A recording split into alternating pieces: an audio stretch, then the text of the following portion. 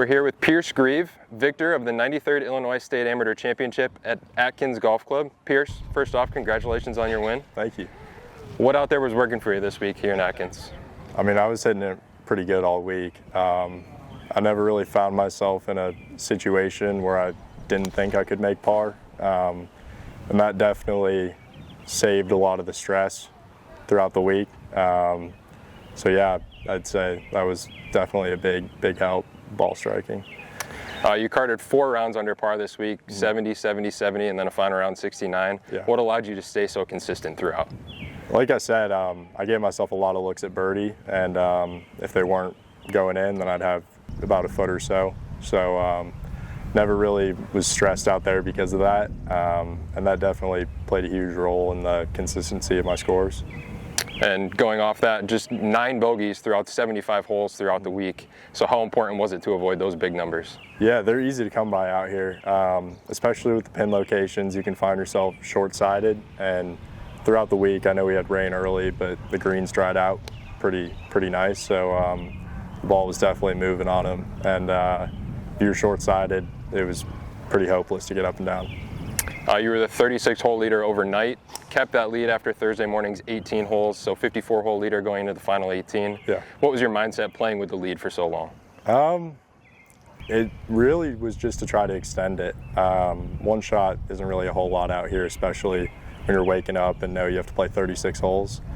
I knew one was a par 5, and I was thrilled to take advantage of that early on my first hole, but really just trying to expand that lead as much as possible. And if I didn't, I don't think I could have hung with Marcus. That round was deep. That was really impressive. Yeah, and piggybacking off of that, I mean, he made quite a run this afternoon. 7 under 65 is what he ended up shooting in that final round. We heard you comment coming down the stretch that you thought 4 under with a 4-shot lead was going to be more than enough. So you seemed a little surprised there. How aware were you of Marcus's round throughout the round, and how were you able to maintain composure down the stretch? Yeah, I kept myself pretty well informed with how he was playing, and plus he was 2 groups ahead. So I saw him hoop a 40-footer for eagle on, I think it was 6. Saw the chip in on 9 and the bomb on 11. So yeah, it's tough to see ahead of you and know you have to match it, and especially seeing your lead slip away as you're still making birdies it's a tough pill to swallow. But really, I knew there was a lot of golf left, even though there may have been 6 holes. Those last few were pretty treacherous, so just tried to stay patient and understand that pars were good. We heard you coming off the last hole in the playoff.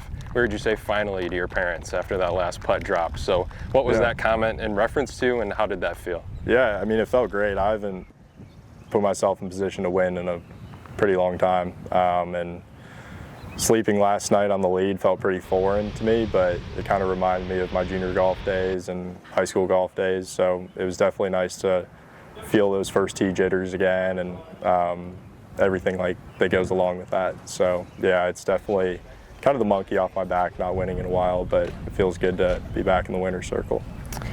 You played a lot of major collegiate golf throughout your career, started at Louisville, now you're at West Virginia, this year including the NCAA tournament. So how critical is that experience this week? Yeah, I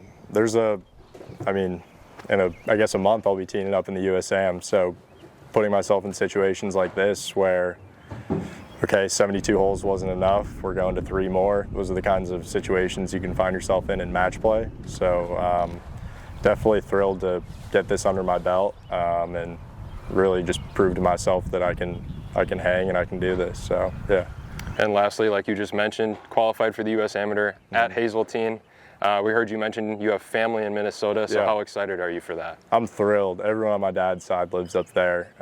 He grew up there. My grandparents are from there, so it's just, this is one I wanted to make it to, and I was pretty gutted when I played the local qualifier and didn't have my stuff that day, but I told all my buddies this is the week, like this is where I'm going to get it done, and I'm just thrilled to make that happen. So yeah, it's special.